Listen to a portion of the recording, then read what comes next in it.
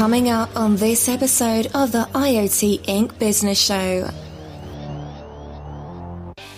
It is a matchmaking concept of sorts, but I think it's bigger than matchmaking. It's really about the collaborating and connecting a community of like-minded individuals who are really interested in sharing ideas and moving forward with innovation. And that's truly what we're doing at TechrIot. It's a symbiotic relationship. The big corporation in search for that innovative edge, and the small startup in search for support to get their ideas off the ground. Both have what the other needs, desperately. Coming together, they form one type of ecosystem.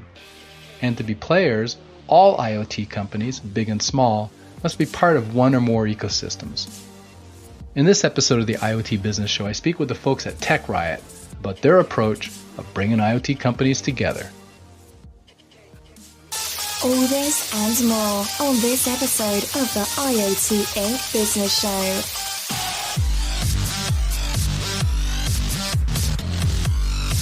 The people, the business, and the technology of the next generation internet. This is the IoT Inc. Business Show. And now, here's your host, Bruce Sinclair. Hello and welcome to the IoT Inc. Business Show.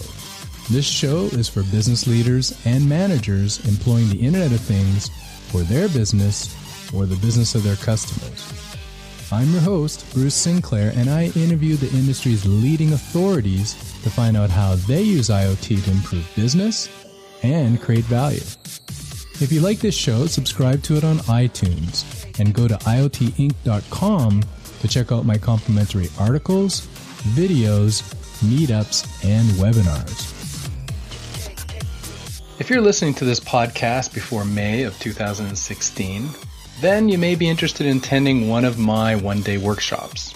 I do these all over the world. I'll be holding one in New York City on May 2nd, 2016, and the other at Internet of Things World in Santa Clara on May 9th. That's the day before the conference. For more information, just go to www.iot-inc.com/training. And also, there's a motherload of exclusive videos, presentation decks, meetup recordings, whole bunch of stuff, special reports, and soon, all PDF transcriptions of my podcasts and videos. This is going to be in a place that I call Bruce's Private Reserve. To get all these goodies, sign up to my website, www.iotinc.com, using the long version of the registration form. And if the audio sounds a little worse than normal, it's probably because it is. I recorded this episode and actually the last episode as well while in a hotel room in Chicago. I was there for one of my clients. So sorry about that. With me today on the IoT Business Show is Mathew James Bailey, Suzy Gutierrez, Vic Ahmed, and Jake Rishavy. Suzy is co-founder and managing director of TechrIot, along with her other co-founders, Jake and Vic, and Mathew is co-inventor and market validation lead. TechrIot is a partnership between IP, Aero, and the Denver South Economic Development Partnership. It provides a bleeding-edge accelerator for IoT businesses across North America to accelerate their growth and to optimize their propositions. Hey guys, how's it going? Great. Thank you. Bruce. Why don't you just give me, Vic, why don't you give me a little overview of TechrIot and why you started it up with your other co-founders? Yes, Bruce, thank you. So you were part of this national movement, probably a global movement, since Mathew is part of us as well, that we believe that IoT really is one of those technological evolutions that's going to change everything. Every business, every industry, how we work, live, and play. So that's part of the motivation for starting TechrIot. We are a community that focuses on enthusiasts of IoT in any form, investors, entrepreneurs, service providers, consultants, all of us coming together to feed into this ecosystem and draw value out of this ecosystem. I've been an entrepreneur all of my life, 3 months out of college. And this, I think, is going to be one of the biggest things that I'm going to have an opportunity to participate in. Vic, can you maybe just give our listeners a bit of background on yourself? And I can relate with your entrepreneurial spirit. But just with respect to IoT, when did you first come in contact with it, and what made you devote yourself to it? Yeah, so IoT, so I've been an entrepreneur, as I mentioned, for all of my professional life. 3 months out of college, quit my first job, start my first company. So in some sense, have been connected to IoT in the sense that the IoT is really two parts. One part is the sensors, and the other part is the sensors communicating data to the cloud. So I've been in technology, in systems engineering, in hardware, in software, all of my life. So in that sense, I've been connected for a long time. But these things pulling together and the sensors dropping in price and coming to a point where it's financially viable to place a sensor in every object, living and non-living, is a recent trend. And this really has started a few years ago, and I got involved in it, I would say, about 3 years ago, when we started engaging with the Aero Electronics, the largest Fortune 500 in Colorado, and really a massive giant in the space of electronics. That's where this journey started, and every month, every quarter, it's amazing to me how it's just blowing up. Suzy, why don't you give us a bit on your background with respect to IoT, and a little bit more on TechrIot, and kind of more on the purpose and the vision from your point of view. Sure, absolutely. I come to IoT as a community builder, and my focus with TechrIot is to serve as an entrepreneurial advocate and also an interface with our corporate partners. What I'm doing actively is empowering high-impact startup companies to launch and grow through the TechrIot ecosystem. And we are really focused on accelerating IoT innovation. That's our mantra. That's what we're really setting out to do here. And Mathew, why don't you give us a bit of background on yourself? And I'd like to just hear a little bit about a few companies maybe that have gone through TechrIot. Sure, absolutely. Hello, Bruce. So I've been on the international stage in IoT for a number of years now, helping to co-build global membership for the IoT LP1 standards body, the weightless SIG, and building international IoT LP1 businesses. I keep myself busy doing regular thought leadership and keynotes on IoT, inviting audiences to create a smarter world. I advise the government of Alberta, help pivot and grow IT startups, advise investors, and of course spend time with the wonderful team at TechrIot. So the kind of businesses that we're seeing going through TechrIot are really quite varied, actually, Bruce. We're seeing all different types of technology plays. So some businesses are using RFID for the sensor to be able to communicate to the cloud. Some are using GSM, 2G, 3G. Others are using Bluetooth. So what we're seeing is a wide variety of wireless technologies to communicate from the sensor into the cloud applications. Interesting that you categorize them by radio type.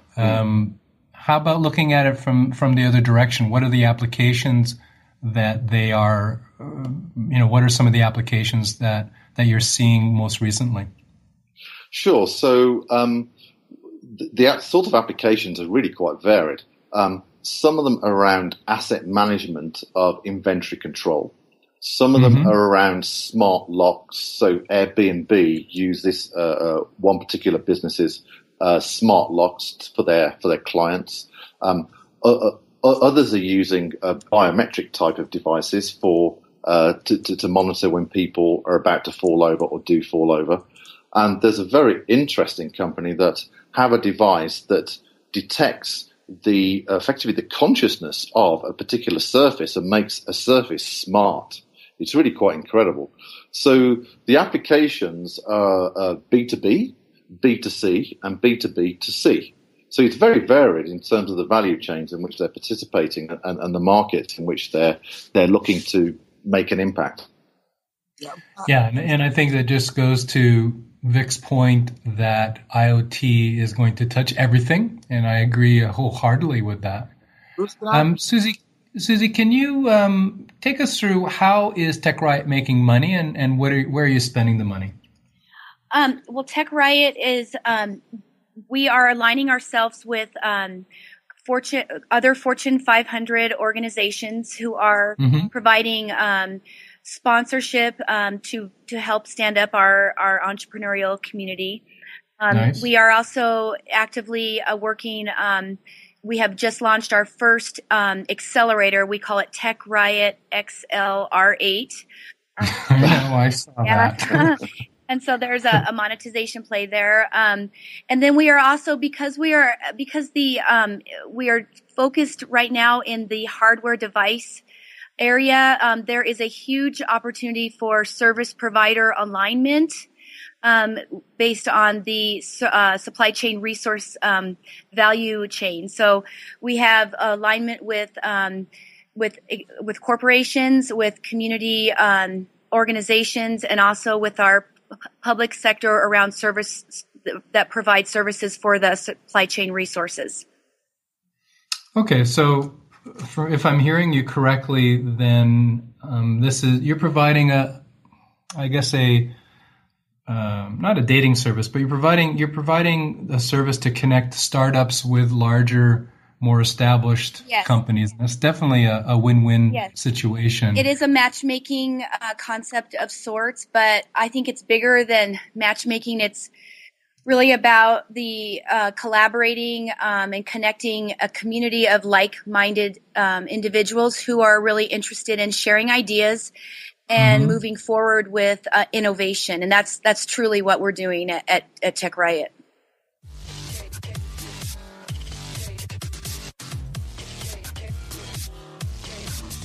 It is a matchmaking concept of sorts, but I think it's bigger than matchmaking. It's really about the collaborating and connecting a community of like-minded individuals who are really interested in sharing ideas and moving forward with innovation. And that's truly what we're doing at TechrIot. And the focus, it sounds like you're saying it was hardware, focused on the hardware device area. Can you give me an example of that, Vic? Maybe I'm assuming this must have something to do with Aero. Are you doing any projects or any joint developments with a startup and one of your sponsors, or maybe just paint the picture for me there? Yeah, so it's not definitely not exclusively focused on hardware. The IoT opportunity is as much about hardware as it is about data and big data. Right. Because of these devices, we will be collecting an enormous amount of data to the scale that we haven't even imagined ever before by pinging devices every second or several times a second in certain applications and then collecting it. So the opportunity is not just on the hardware side. It's a massive opportunity on the data side, on the security side, data security and other security side, and practically on every other side. We talked about this a little while ago. There isn't an industry that is not going to be impacted and be changed by what IoT brings. The processes, the way every company operates and provides its products and services is going to be impacted. And if you look at some of the research, GE just announced a research in January which said that the market size is likely to be $25 trillion by 2025. This is bigger than anything we have ever seen. The same note, I'll mention that the more interesting thing mentioned by Gartner was that this revenue base, half of it is going to be tapped by companies that have not been formed yet. Now that is a deeply telling aspect of this whole opportunity. Just think of the pre-internet age before Google and Facebook and all of those companies now dominating Fortune 500, and the same thing is likely to happen in IoT. Companies are going to emerge that in a few years can become Fortune 500s. So I think we all agree it's going to be big. I guess I have a hard time grokking, what those big numbers mean. All the different analysts have different versions, but trillions, it becomes a significant portion of the world GDP. But I think the point, however, is correct, that it is going to be big. Now, I want to look at it from two different perspectives. So we have listeners. Part of our audience are going to be startups.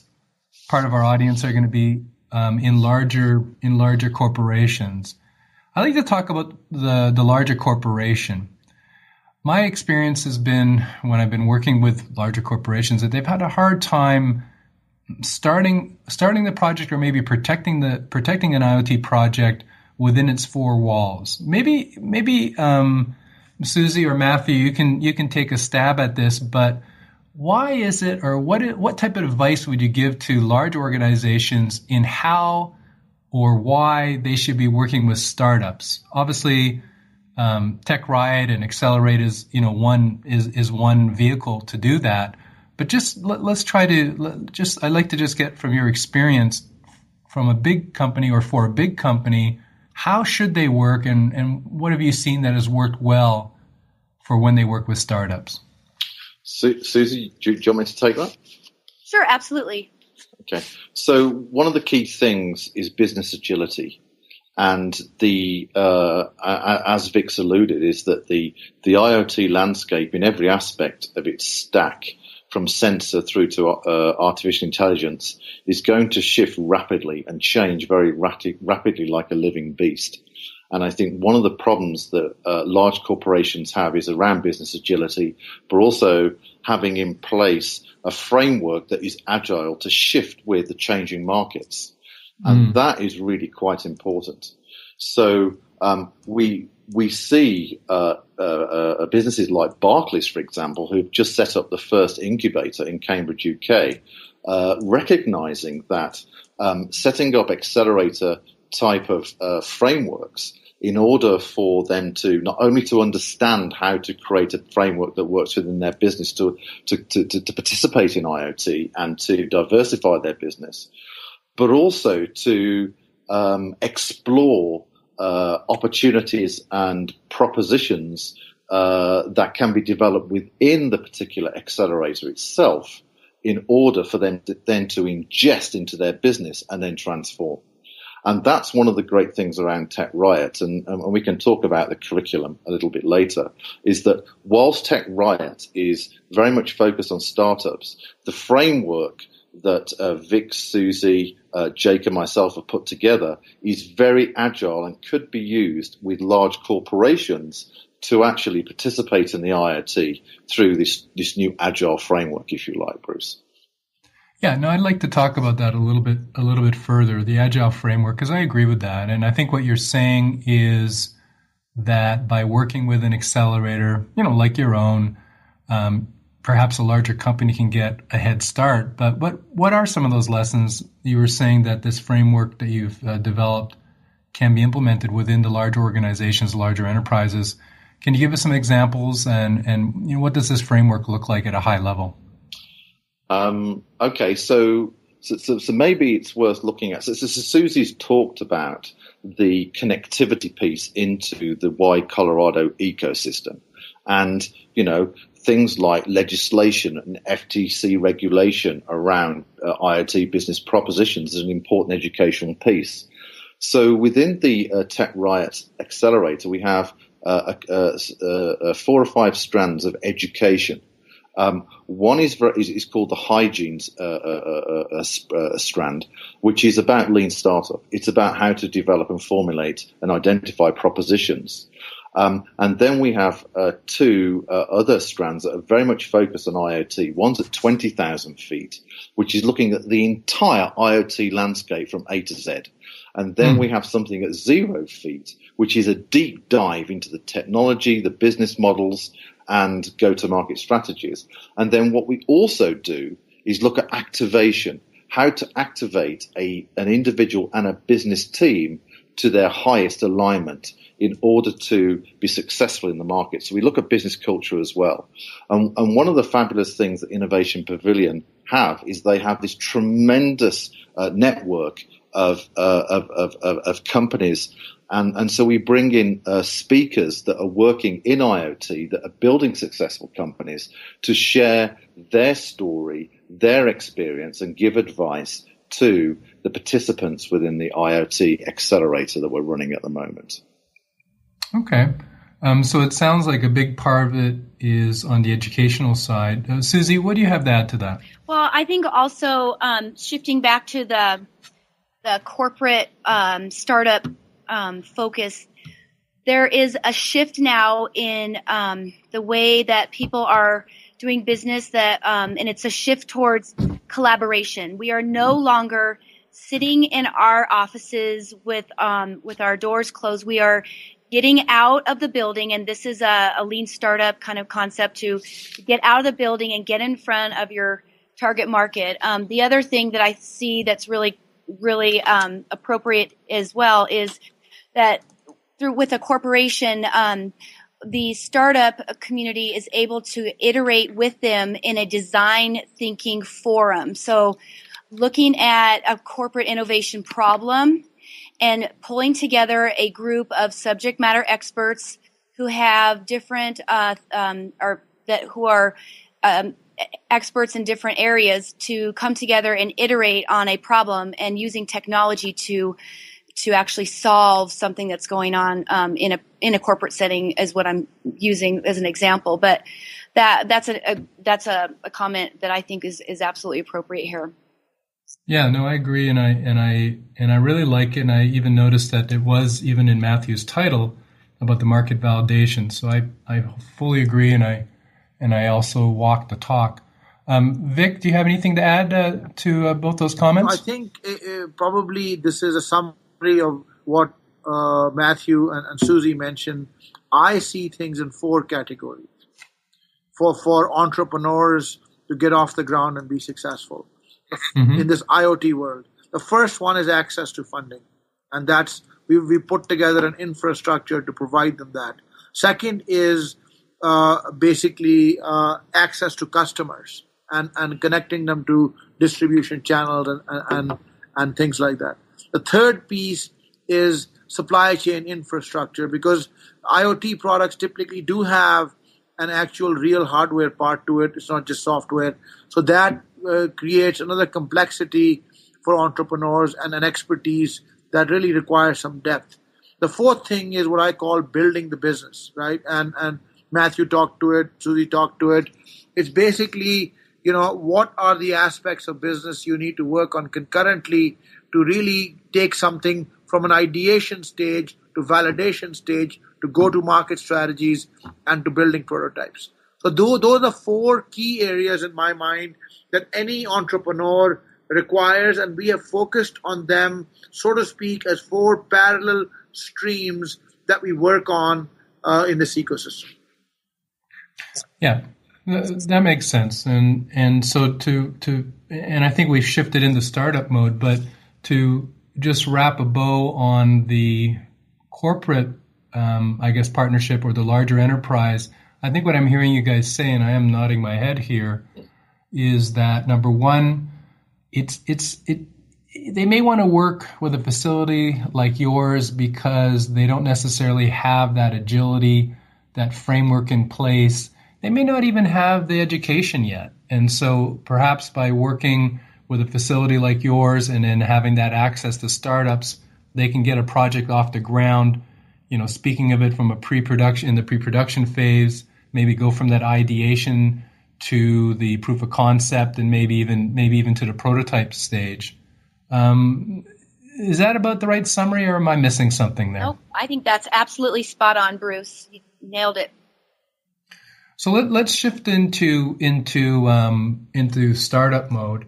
And Vic, yeah, he brought up some excellent points. So access to funding, access to customers, supply chain infrastructure is true. I mean, there's atoms involved here, not just bits. and building a business, which I think any small company can help with. Mathew, if I was to ask you, what are the most important business issues to get right in order to launch a successful IoT startup, what would you add to Vic's initial thoughts? Well, the IoT demands certain unique elements to its proposition, or any proposition, in order to be successful.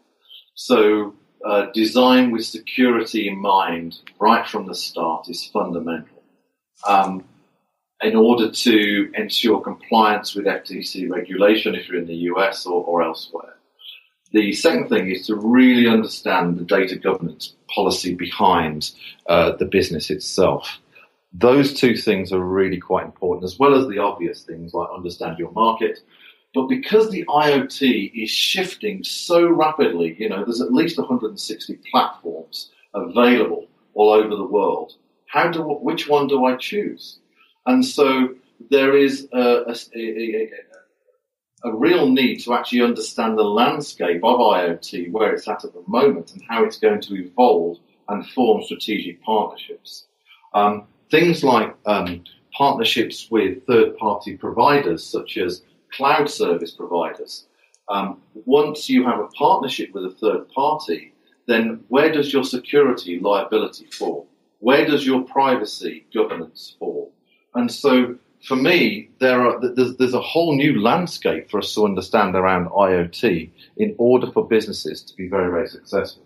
Now, of course, we need to understand the right connectivity strategy, whether that's using long-range radio or short-range radio, and which type of platform to use. But for me, it's a very, very complicated landscape, and one that's really quite fascinating that we're currently exploring at the moment with the new businesses that are coming through TechrIot. No, I agree with you. And I think, the points that you're making up, with the exception of privacy and that being a subset of liability, the design, security by design, choosing a platform and your connectivity options, they're all pretty hard technical issues. Privacy, obviously, is a business issue related to risk management. They also affect the monetization model as well, Bruce. So if I'm using particularly a long-range radio, such as 3G or LTE, then my bill of materials is going up significantly for my radio module. If I use low-power wide area networks, then effectively, even though they're not widely deployed yet, but they will be in the US this year, then effectively my bill of materials comes down to the point where my sensor may be given away for free. And as Vic talked about earlier, is the proposition really around IoT is in the data business. Yeah, no, I agree. And what you're saying is not only the cost of the bill of materials, there's also your operating costs, because the business models, if you want to talk about LPWA versus, cellular technologies, they're going to have slightly different business models, and generally speaking, they're going to be lower, with the LPWA type radios. Sure. So yeah, no, that's a good point. There is also the business aspects of that. Suzy, do you have anything to add to Vic's and Mathew's point of view? Again, what I'm looking at it now is from a listener who's in a startup, and we've been hearing about the funding, which makes sense. This is the business aspects, access to the customer, business aspects, building the darn thing, supply chain, business aspect, and then obviously building the business. Mathew went into the technology. Where do you stand on this? I echo both comments. I think also as far as what TechrIot, our Accelerator program, is doing, we've because IoT is so daunting, there's so many moving parts, we have broken it down into really two focus areas, and that's one on the business plan side with the market validation pieces that Mathew spoke a little bit about, with identifying your value proposition, being able to articulate that, looking at who is your target market, proving your concept, and understanding your financials and what all of those documents are telling a potential investor, how to pivot your pitch based on your audience, and The other side that we're also focused on, because there is such a tech side to IoT, is the design, validation, and certification. Because IoT is varied and there's different platforms, like Mathew said before, there's different certification considerations. There are different ways that you could approach developing and building your product. And so looking at having a framework and a resource base that can guide and mentor is critical, especially for our startups, because it is an expensive proposition to put something into production that may not necessarily fit the bill. So we are trying to provide as many advisors and mentors to help these companies mitigate issues that could come up that they otherwise wouldn't be aware of, because they just simply don't know what they don't know. So, right. So, I mean, if I turn that around, what you're saying is for startups to make sure that they have access to a lot of different advisors, that have been there, done that before. Yes. I want to ask you about certification. Can you clarify that a little bit more for me? There is different types of certification. On a hardware device side, there are a plethora of different considerations depending on what your IoT play is. And so all of those areas are focused in specialized ways.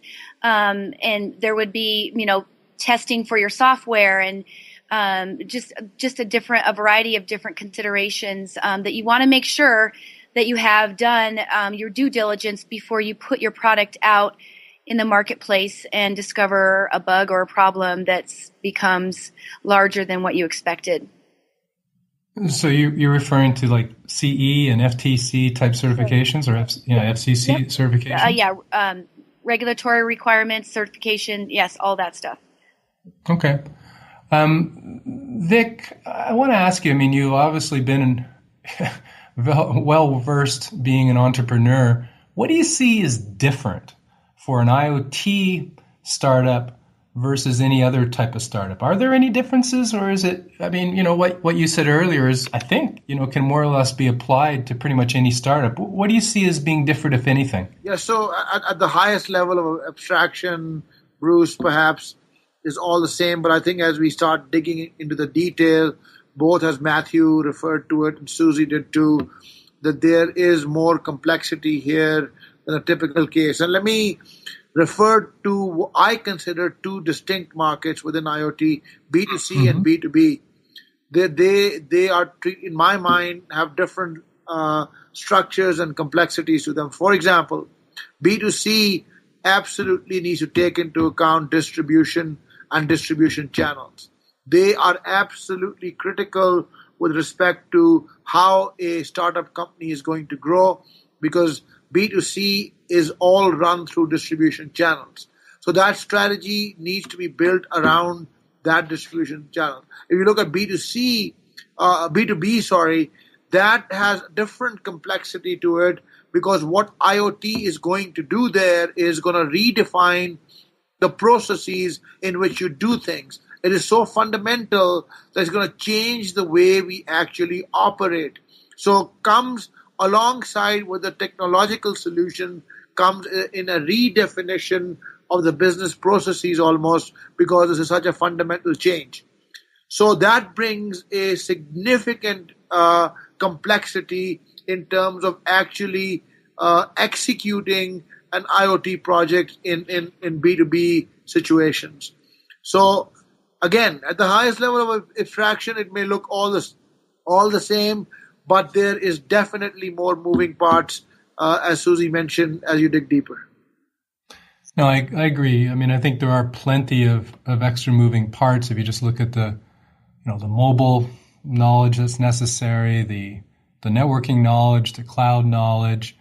Something we haven't spoken too much about, and I do want to get your perspective on this, is, and I would maybe, propose that maybe this is a slight different, something that's different from an IoT startup from a regular startup, is focusing on the data and focusing on the information. I think we can all agree that is where all the incremental value is, and I would think that you're going to need that type of data scientist. You're going to need that type of data and, I would say more importantly, information-centric culture within the startup. Matthew, any thoughts on that? Yes, I do actually. Thank you for asking. So the first thing is, Bruce, is that the 0.1% of the software engineers coming out of universities in the US understand firmware. And there's a significant decline in understanding how to embed software. And that is troubling. But what it also reflects is that the US particularly is focused on data and applications type of services. So the US is rich with data scientists and software engineers that understand data type of solutions. I absolutely agree with you that understanding data science is fundamental to any business, although it depends what the position is. So one of the businesses I'm advising at the moment is effectively a sensor that measures something that effectively goes to a cloud and is stored, but that data is plugged into a logistics service through a trusted third-party provider that then effectively provides the big data and the analytics to provide new types of logistics services to their markets. So startups don't necessarily need a data scientist in order for their businesses to be successful. However, they do need to appreciate, as Vic has alluded earlier, the fundamental value in the data that they're providing. Well, maybe I'd like to just ask you to get into a little bit more detail on that. You're saying that startups don't require to have a data scientist because there's services available. What do you mean? Well, it depends what their business model is and where they are in the value chain, as Vic's alluded to earlier. So, for example, if I'm doing a partnership with a Gemalto and their SensorLogic platform, they provide the secure cloud service, they provide the big data, and they provide the simple analytics services. So if I'm a smart parking company, then I might have a sensor, I might have a network, either my own or a third party. The data that is then stored in trusted escrow, which then interfaces to the actual Gemalto SensorLogic platform. So therefore, I don't really need to be a data scientist to understand that. However, I do need to be an expert in data management in cloud services. Sorry, go ahead, Vic. No, sorry. If you haven't finished, sorry about that. Go ahead. No, it's okay. No, Vic, go ahead, please. So I think supplementing what Matthew's talking about, nowhere does the phrase garbage in, garbage out apply more than IoT with respect to data. There is so much data that without a layer of analytics on it, a layer of filtering on it, it's really garbage. So in my mind, that expertise in order to extract value out of these IoT initiatives, products and all that is essential to have that element layered on whatever the IoT project is. So I agree with you. I think one of the statistics, and I don't have any idea how accurate it is, I think it came out of maybe the McKinsey report. They're saying only 1% of data is being used. And it's somewhat tangentially related to what you're saying in terms of garbage in and garbage out. I mean, my view is the reason 1% of data is used is because only 1% of it has been planned to be used. It's a romantic notion to think that you're going to collect all this data exhaust or garbage, as I think you could refer to it, without having a plan, and then thinking you're just going to go in there and somehow mine out. It's possible, but somehow mine out some value. Vic, what do you have to say about that? I mean, because I just want to get into a little bit more detail here that, in my view, and again, working with my clients, that you need to have a plan for the data, and you're not just going to randomly collect data.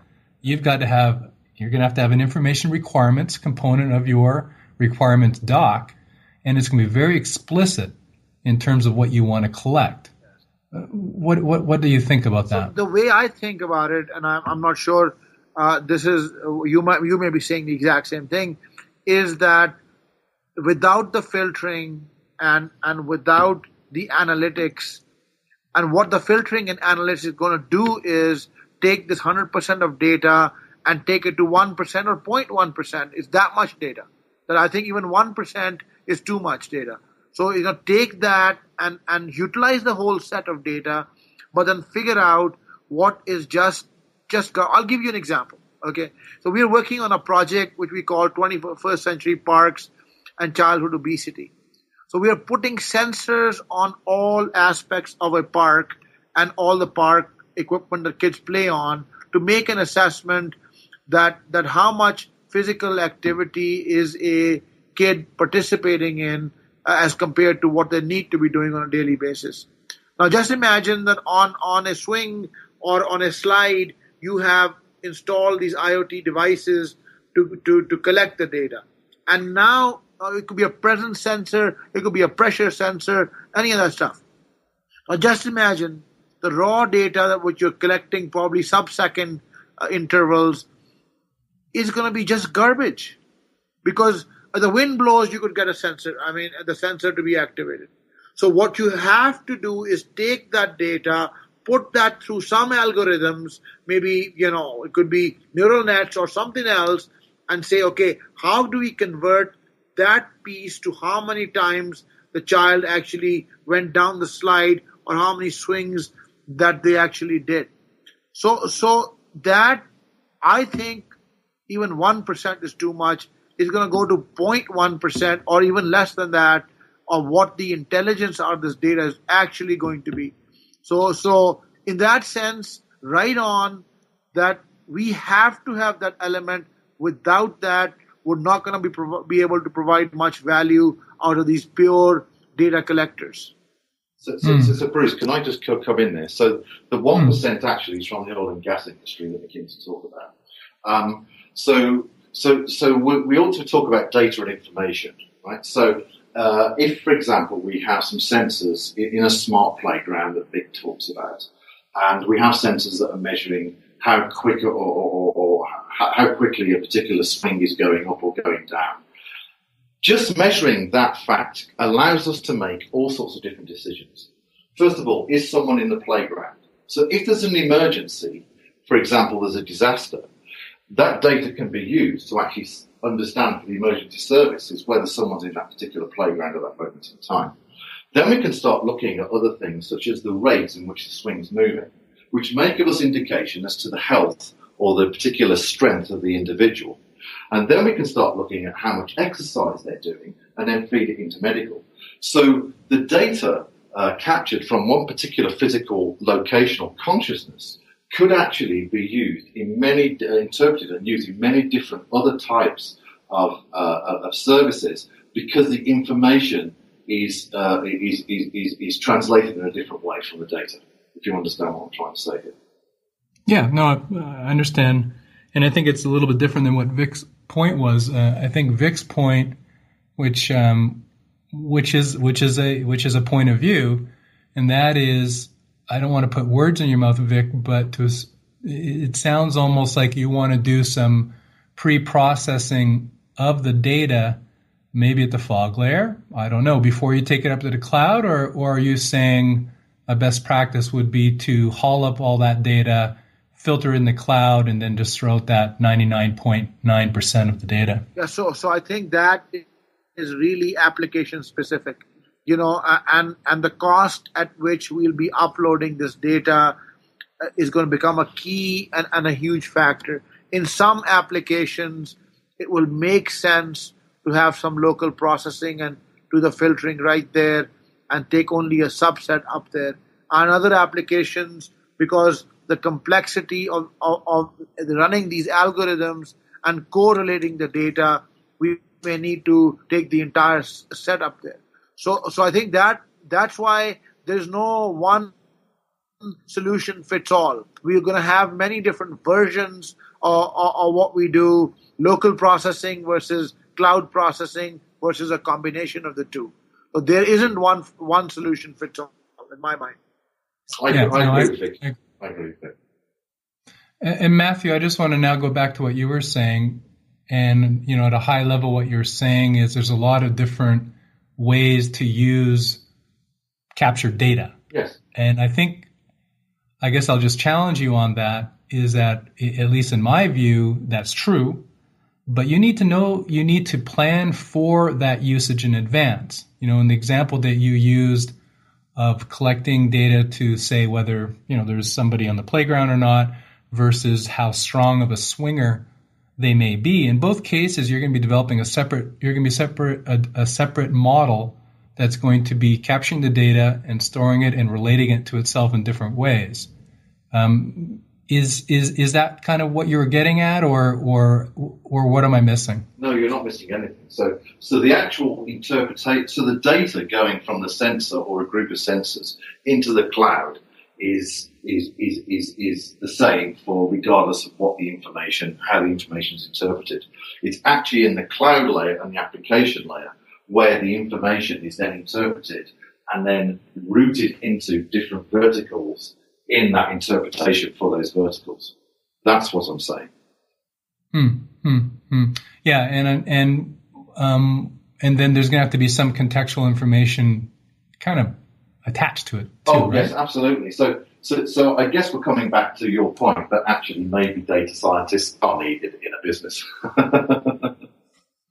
Yeah, I know. I'm just, what I'm trying to tease out. Let's remember who's listening, and I'm just trying to tease out some lessons for the IoT startups, that may be listening here, and I think we're kind of digging into the data here for good reason, and just having a data-centric view.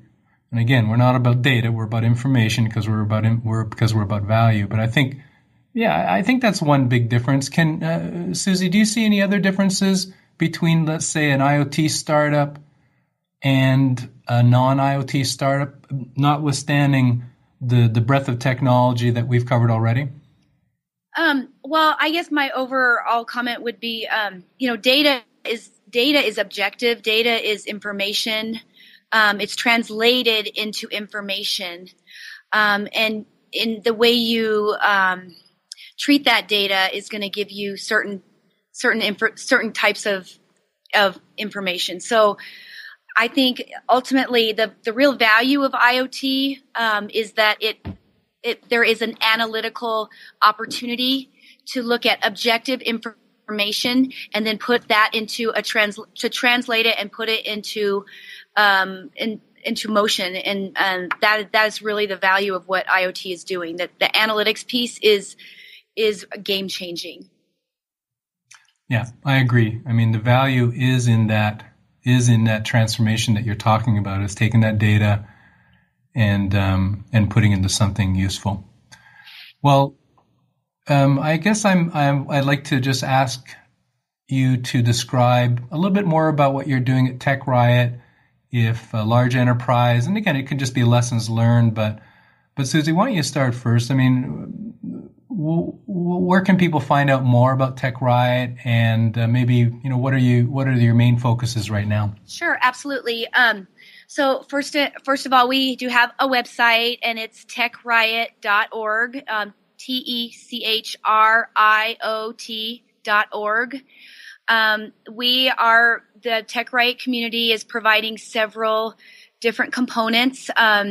We have an active executive advisor board of individuals who are representing Fortune 500 companies. We also convene our community on a regular basis through monthly meetups.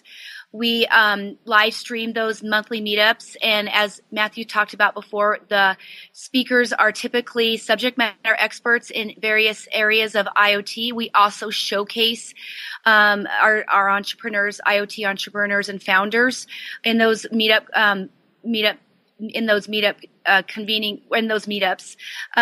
We are also providing, or we're doing actively inventorying our IoT companies. So we're identifying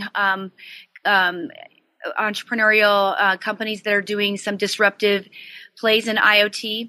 We have just launched our TechrIot Accelerator program, and we are also doing a smaller version of that, what we're calling TechrIot Micro Accelerate. So we're doing a smaller workshop version, but we want to create opportunities for people to get resources in our TechrIot ecosystem. We are also launching corporate pilot projects where we can work hand in hand with organizations that would have innovation needs. And we are also doing fun things like business plan competitions and hackathons. So we are doing as much as we can to pull together all of the stakeholders in Internet of Things, and there's a place for everyone here. I like that. You are so IoT nerdy. Fun things like IoT business plans and and programming competitions. I agree. And you don't have to be in Denver, right? I mean, this goes beyond the borders. We are expanding the TechrIot concept. We will be doing that nationally. The model is set up to be replicated in different markets. So right now we are our headquarters is in Centennial, Colorado, but we are doing things. We have access to other markets that we're going to be expanding this TechrIot brand into. And then the other key concept is that it will resonate with the community in which it resides. It's built on a grassroots concept. It's built around community and collaboration. And so all of those expansion efforts will resonate with the key stakeholders in the community that it is developed in. Bruce, like it. Bruce, can I add something? I was going to ask you, yeah. So in my view, and the listeners who are listening to your podcast, I would say that TechrIot affects everybody, and in some form or the other. If you have an interest in exploring, if you're already involved in it, no matter where you are, connect up with us. We're looking for you. You are our peeps. We are all IoT groupies. We'll figure out a way of how to engage you more. If you are interested in opening a TechrIot chapter in your own town, your own city, if you are interested in doing corporate pilots, or if you're interested in ideation or validation of those ideas, IoT affects you in one form or the other. And TechrIot is a place where you'll find like-minded people that you can connect with and move that agenda forward. Excellent. Mathew, any final words? Maybe your perspective and anything else? Any way maybe people want to make contact with you? Sure. So I would add the economic development play to this as well. So IoT crosses the public and private sector, and different states in the US will have different challenges. So in Texas, water security is a real problem, food security. In California, that's the same. In New York, it'll be around flooding. So there's a strong economic development play here for both the government and the public-private sector to become a center of excellence like TechrIot has achieved here in Colorado in order to come together in community and to solve problems in states. And once you do that, you can then roll out nationwide, internationally, but also look to become particularly maybe specialize in one area of IoT. Maybe it's around food security, maybe it's around air quality in smart cities, no matter what it may be. So that's what I'd like to add to what Vic and Suzy said, if that's okay. Excellent. All right. Well, I'd like to thank you guys for coming on the podcast. I appreciate it. I like the perspectives, from both the large enterprise and from the startups. And I think very similarly to the way you guys are thinking. So we'll be in touch. Great. Thank you so much. Thanks, Bruce. Thank you very much. Okay. Well, that was episode number 52. It's divisible by 13, and I'm not really a big fan of any number divisible by 13. But to get the analysis of this episode, links from the show, and also transcripts. I always forget. There's transcripts on the website. Go to the show analysis notes. They can all be found at iotinc.com/podcasts. And yeah, there's a hyphen between the IoT and the Inc. If you like this show, or if you've been listening to the show for a little while and would like to give back, you can do so by leaving a review. This needs to be done at iTunes. You need to open the iTunes app, but you can just click a star, takes seconds, or I'd really appreciate a written review, and I read every single one of them. We're up to 51 right now? No, 41 It'd be nice to get to 51 in the next month or two. I'm your host, Bruce Sinclair. Thank you for listening. Until next time, may your path to IoT business be an accelerated one. You have been listening to the IoT Inc. Business Show.